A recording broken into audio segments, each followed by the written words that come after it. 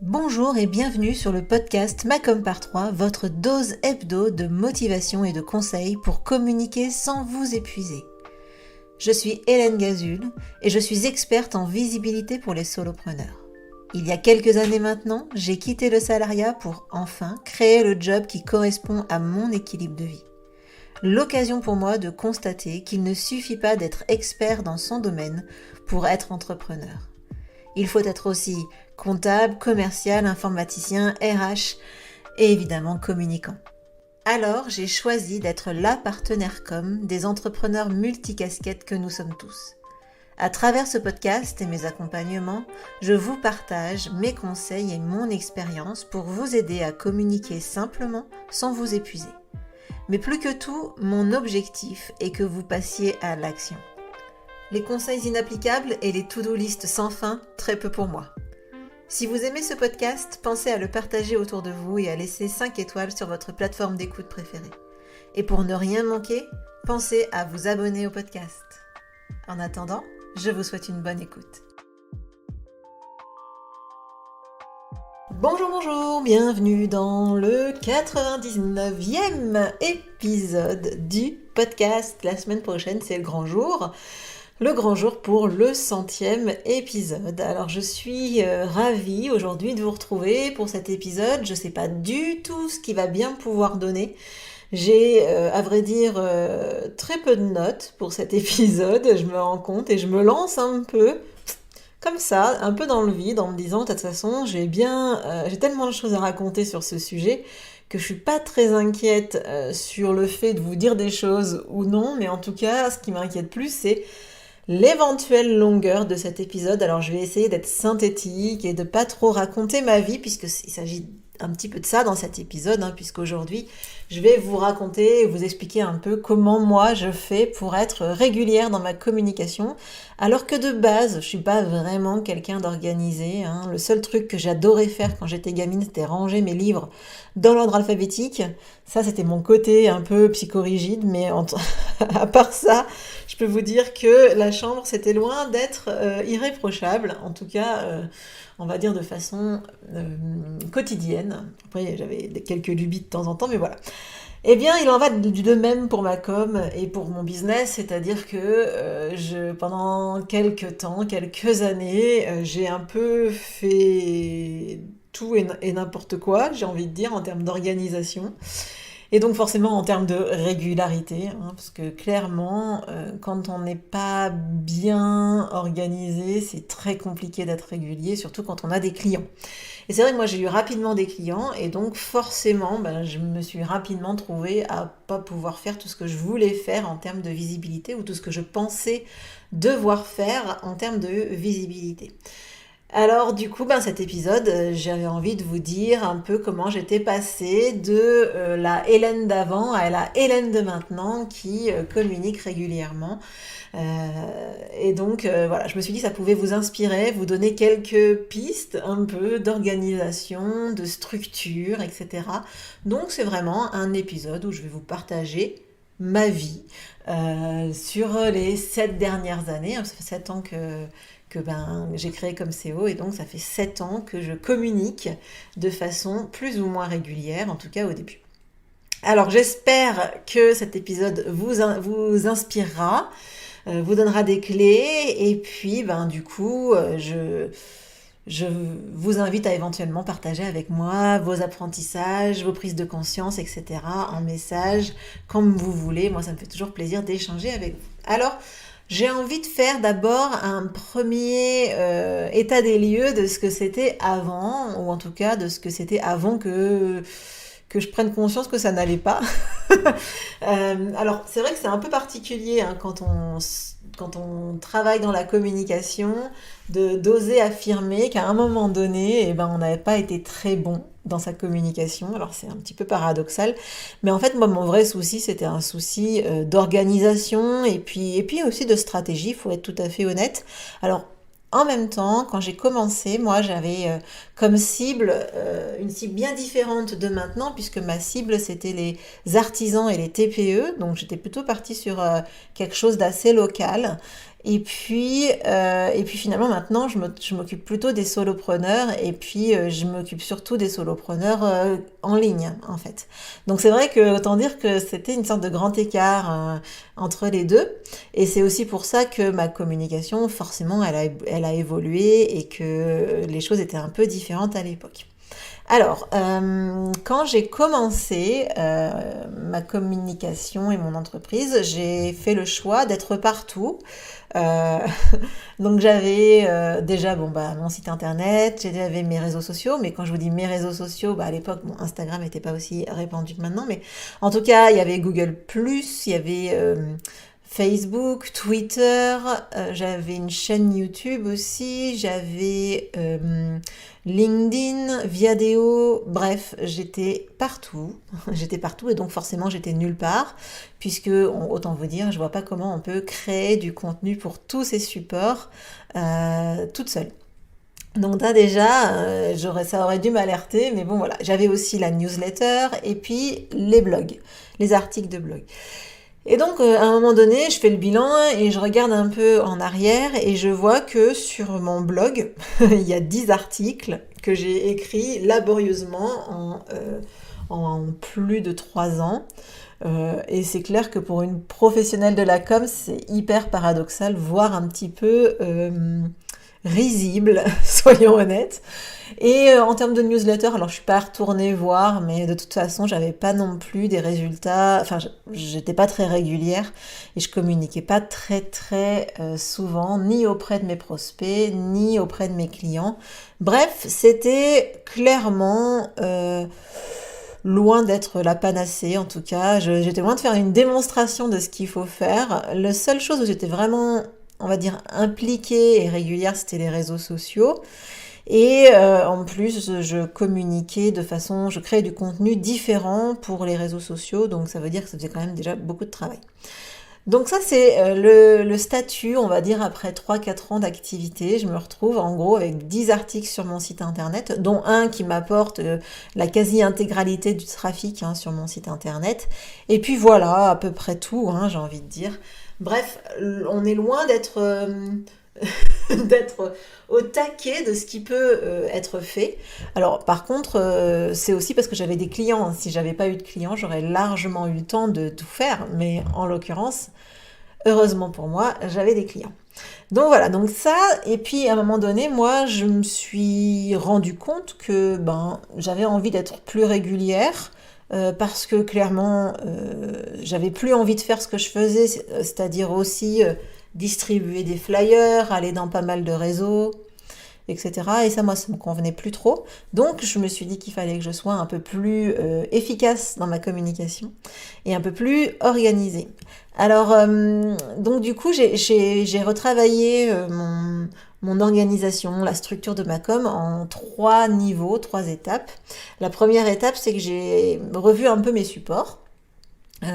Contrainte et forcée, j'ai envie de dire. En même temps, j'ai décidé d'accentuer mes efforts sur ce qui fonctionnait.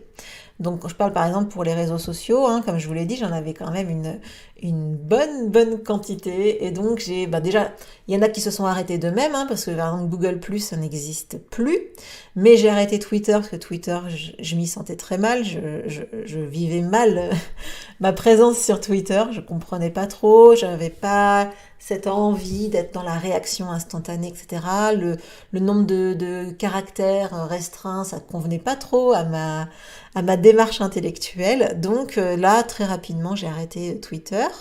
LinkedIn, pareil, je m'y sentais pas très à l'aise. Je vous en dirai un peu plus après sur LinkedIn, mais je m'y sentais pas très à l'aise, donc pour différentes raisons. Mais je crois qu'on est pas mal nombreux à être dans cette situation, donc voilà, je pense pas être un cas isolé. Et donc au final, par la force des choses, Facebook s'est imposé à moi. Et puis avec le temps, il y a Instagram qui a pointé le bout de son nez et qui est venu remplacer Facebook. Mais en tout cas, j'avais choisi un seul réseau social et c'est toujours le cas, sauf que je suis passée de Facebook à Instagram. Facebook s'est aussi imposé à moi parce que à l'époque, tout comme encore actuellement, hein, mais j'avais de fortes compétences en publicité Facebook et que donc forcément, eh ben, je suis allée vers cet outil que je maîtrisais de A à Z. Alors, les publicités Facebook, c'est aussi les publicités Instagram, hein, c'est le même groupe, donc forcément, après, ça a été plus facile de glisser de l'un à l'autre, surtout que Facebook, j'avais le sentiment, et je l'ai toujours d'ailleurs, que les interactions sont beaucoup moins importantes, et moi, j'aime vraiment échanger, donc j'ai glissé vers Instagram. Donc ça, c'est pour le contenu social, et puis après, je me suis regardée en face avec les articles de blog que je faisais un peu au forceps et en fait je me suis rendu compte que ça me convenait pas trop pour deux raisons. C'est que je trouve que pour moi c'est assez contraignant d'écrire. Je suis plutôt une intuitive, etc. Et bon, autant j'adore écrire des choses diverses et variées, mais plutôt sur le mode privé et pas sur le mode pro. Et puis en plus, surtout, il y a un truc hyper important, c'est que j'ai vraiment des lacunes en orthographe, enfin des lacunes. C'est un grand mot, mais on va dire que je fais quand même des fautes d'orthographe. Et ça, c'était pas très acceptable, je trouve, quand on fait de la com. Et donc, pour quelqu'un de bavard comme moi, le podcast, j'ai découvert le podcast il y a 2 ans, enfin allez, 2 ans et demi. Et en fait, ça a été une sorte de révélation. Je me suis dit, mais en fait, c'est ça que j'ai envie de faire. C'est ça qui me plaît. Alors, j'en écoutais pas beaucoup à l'époque. J'en écoute toujours pas non plus à foison, puisque c'est vrai que normalement, ça se consomme pas mal, on va dire, dans les transports. Et moi, je travaille chez moi. Ça se consomme peut-être aussi quand on fait la cuisine, mais moi, je préfère faire la cuisine en papotant avec des gens. Et en travaillant aussi, et moi je travaille en silence, mais bon, peu importe, je consomme encore des podcasts régulièrement, mais peut-être pas autant que certains podcasteurs, mais moi, ça a été vraiment la révélation et je me suis dit, c'est ça que je veux faire. Donc, me voilà avec la newsletter que je garde évidemment, Instagram comme réseau social préféré, et également le podcast. Alors j'ai dit que j'allais revenir sur LinkedIn parce que LinkedIn, en fait, j'ai décidé de l'activer récemment. Donc si vous allez sur mon profil LinkedIn, vous allez voir qu'il est plutôt à jour et qu'il s'y passe des choses. Mais parce que j'ai décidé de l'activer une fois que les 3 autres supports tournaient bien et que j'avais un rythme de croisière établi dans la production de contenu et que j'ai senti que j'avais la capacité d'en rajouter. Et en fait, c'est souvent ça le problème, c'est qu'on charge la mule dès le départ. Et en fait, ce qui est mieux, c'est de partir sur une base, un système de communication simple, et ensuite d'accentuer les choses. Donc c'est exactement ce que j'enseigne dans le programme Macom par 3, c'est créer ce système de communication vraiment qui va droit à l'essentiel et d'enlever le superflu et de rajouter éventuellement des supports quand on se sent bien et à l'aise et quand on a trouvé son rythme de croisière. Donc ça, moi, ça a été ma première étape de choisir les supports en fonction donc, de ce que j'aimais et aussi de ce qui fonctionnait parce qu'il n'y a pas que ce qu'on aime, hein, faut que ce soit un mix des deux, donc voilà. Et puis ensuite, la deuxième étape, ça a été de me poser la question du rythme de création de contenu, du rythme de prise de parole, parce que ça c'est très important. Et là, je me suis rendu compte d'une chose, c'est que pour la newsletter, j'avais dit que je publiais, je sais plus, je crois que c'était une fois par mois. Et en fait, je m'y tenais pas du tout. Et en fait, un jour, je me suis regardée droit dans les yeux et je me suis dit, ben Hélène, il faut que tu crées des newsletters. Tu vas envoyer une newsletter toutes les semaines. Et en fait, de ce jour-là, j'ai annoncé à ma communauté que j'allais envoyer une newsletter toutes les semaines. J'ai créé une liste d'abonnés VIP. Hein. Vous avez la capacité de vous inscrire dans cette liste sans souci. Je vous mettrai le lien dans la description de l'épisode. Et puis, du coup, j'ai annoncé à ces abonnés VIP que ils allaient recevoir toutes les semaines, le mardi, un conseil vraiment spécifique, particulier, enfin rien qu'à eux. Donc une fois qu'on annonce ça, déjà, ben forcément, on doit s'y tenir. Enfin, en tout cas, moi, c'est comme ça que je vois les choses. Quand je dis quelque chose, je le fais. Et donc, ben voilà. Donc déjà, j'avais signé un contrat avec les abonnés de ma newsletter. Ensuite, pour ce qui est du podcast, eh ben là, c'est un peu la même chose.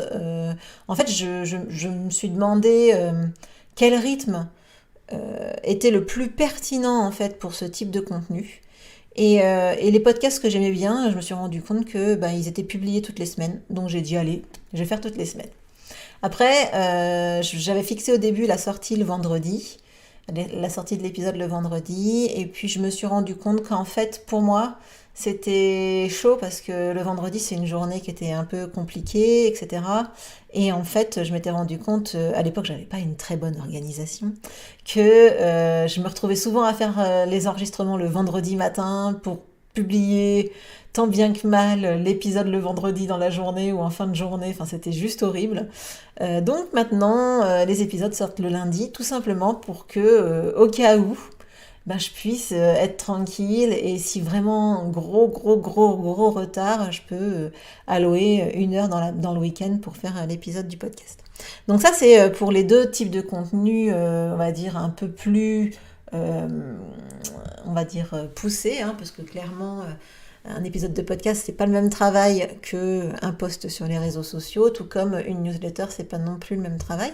Et puis après, il y a les réseaux sociaux. Alors là, pour le coup, j'étais partie au début sur 5 posts par semaine, et puis là, je suis descendue à 4 posts par semaine, et finalement, ça me convient bien. Je trouve que c'est suffisant. Ça laisse le temps au poste précédent de vivre. En fait, moi, j'étais un peu frustrée par ce côté, je publie tous les jours, sauf le week-end. Enfin, c'était pas tout à fait ça, mais peu importe. Et du coup, j'avais l'impression qu'à peine mon poste précédent commençait à vivre, que le suivant venait le tuer. Enfin, c'est ça, c'est mon ressenti. Et donc, du coup, j'ai décidé d'alterner pour que ben, mes posts sur les réseaux sociaux aient le temps de vivre leur vie. Alors ça, après, chacun fait comme il veut. Moi, j'ai pas vu de grands changements en termes de visibilité, d'interaction, etc. Le plus important, en fait, pour la visibilité et les interactions, c'est d'être régulier. Et à partir du moment où on arrive à être régulier, c'est bien mieux que de publier beaucoup sur 2 semaines et ensuite d'être complètement absent les 2 semaines qui suivent. Donc finalement, il vaut mieux faire moins, mais sans discontinuer. Donc voilà, ça c'est pour la partie où j'ai revu le rythme de ma prise de parole. J'ai choisi un rythme qui me convenait, mais j'ai aussi passé un contrat avec moi, donc c'est-à-dire tous les lundis, il y a un épisode de podcast qui sort et tous les mardis, il y a une newsletter qui est envoyée aux abonnés VIP. Puis après, sur Instagram, bah, c'est un contrat plus avec moi parce que personne, je pense pas que vous ayez vu mon organisation en termes de prise de parole sur Instagram, mais globalement, voilà, 4 posts par semaine, c'est vraiment très, très bien pour moi. Et enfin, dernière étape, une fois que j'ai eu resélectionné mes supports de communication et que je me suis fixé le bon rythme pour moi, eh bien, j'ai mis en place mon organisation millimétrée pour pouvoir vraiment tenir la distance, parce que finalement, c'est presque ça le plus dur, hein. Quand on crée sa com, c'est facile, enfin c'est facile, non, je vais pas dire ça, mais en fait, c'est tellement difficile, voilà, c'est ça, c'est tellement difficile de créer ces supports de communication, que quand on a fini de le faire, on a un espèce de ouf, de soulagement, et que on a mis tellement d'énergie à créer le support que ben on n'en a plus beaucoup pour continuer ensuite.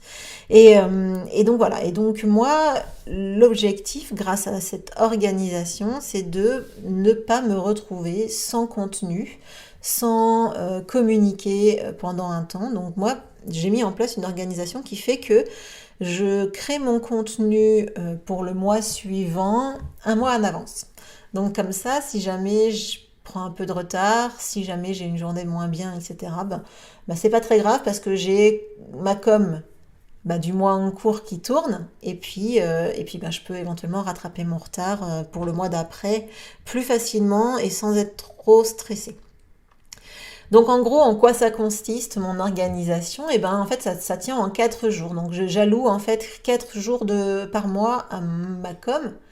on va dire, à mon business. Je travaille sur mon business 4 jours par mois. En ce moment, c'est un petit peu plus parce que alors là, j'enregistre mon épisode, vous l'aurez bien compris, hein, en avance. Donc, j'enregistre l'épisode aujourd'hui, on est au mois de mars, et début mars. Et en fait, là, je suis en plein lancement du programme Macom par 3. Dans quelques jours, il y aura le webinaire, etc., etc. Donc évidemment, en ce moment, je travaille plus sur ma com que habituellement, et puis surtout je travaille plus sur mon business qu'habituellement, puisque je crée aussi le contenu du programme actuellement, donc c'est beaucoup plus de temps que 4 jours par semaine. Mais normalement, en rythme de croisière, 4 jours par semaine me suffisent pour m'occuper de mon business et puis m'occuper de ma visibilité. Après, moi, je ne les fais pas à la suite ces jours-là, parce que sinon, je suis... comment dire, je peux me lasser en fait si je fais que ça, tout le temps les mêmes actions pendant plusieurs jours d'affilée. Donc j'aime bien étaler un peu dans le temps. Donc un jour par semaine, je l'alloue à ma communication. Le vendredi, parce que le vendredi c'est je sais pas, j'aime bien, je trouve que l'énergie est bonne, donc le vendredi je m'occupe de ma communication, et après j'ai réparti sur ces 4 semaines. Chaque semaine, eh bien, il y a un objectif ou des actions à faire pour ma com.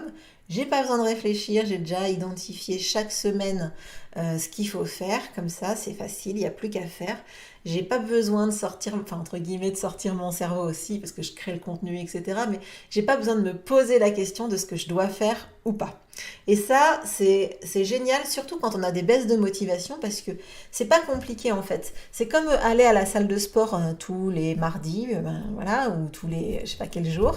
Et bien là, c'est pareil. Moi, j'ai pris un rythme, et en fait, ce rythme-là, quand on arrive le vendredi, je ne me demande pas tiens, est-ce que vraiment tu as envie de faire ta com, machin? Non.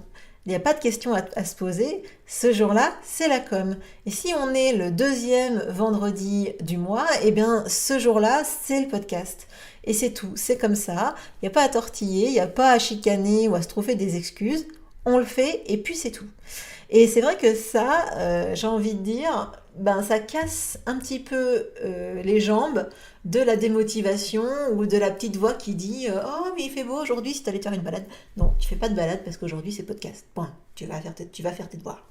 Bref, en tout cas, depuis que j'ai mis ça en place, alors mis à part la période où j'ai été absente pour raison de santé, mais depuis que j'ai mis ça en place, autant dire que ça tourne.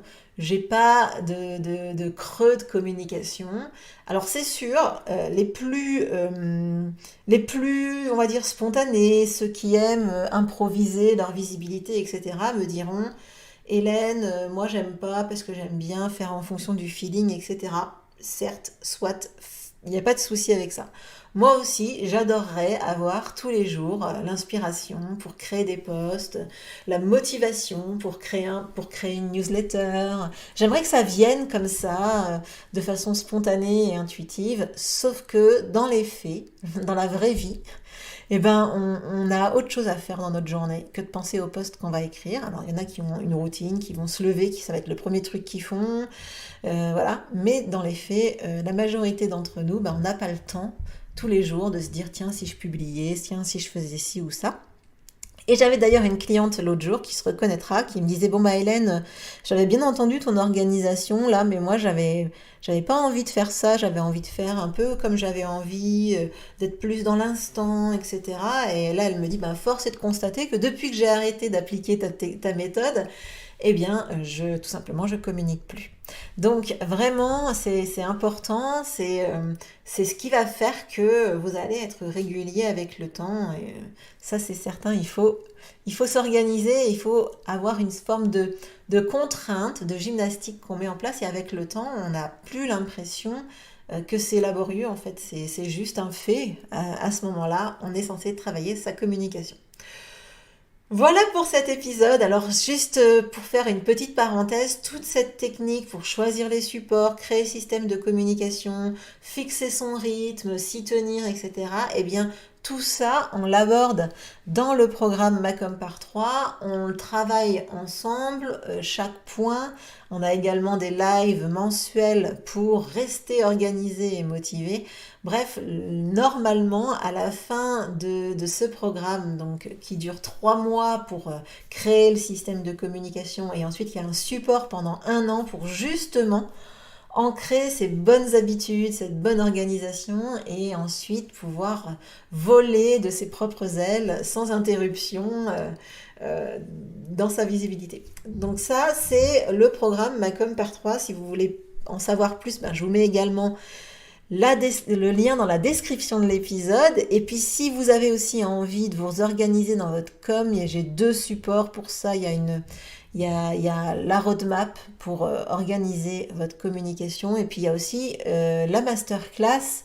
C'est comment organiser sa com pour arrêter de s'éparpiller et de perdre du temps. C'est une masterclass qui est offerte et vous pouvez sans problème aller la visionner. Elle est accessible aussi via le lien qui est dans la description. Alors j'espère que cet épisode, un petit peu plus long que d'habitude et peut-être un peu plus, on va dire, partage d'expérience, vous aura plu. Surtout si c'est le cas, faites-moi signe, envoyez-moi un petit message, dites-moi ce que vous en avez pensé, je serai ravie d'avoir vos retours. Et puis sur ce, je vous souhaite une excellente semaine et je vous dis à la semaine prochaine pour le prochain épisode du podcast. Ciao!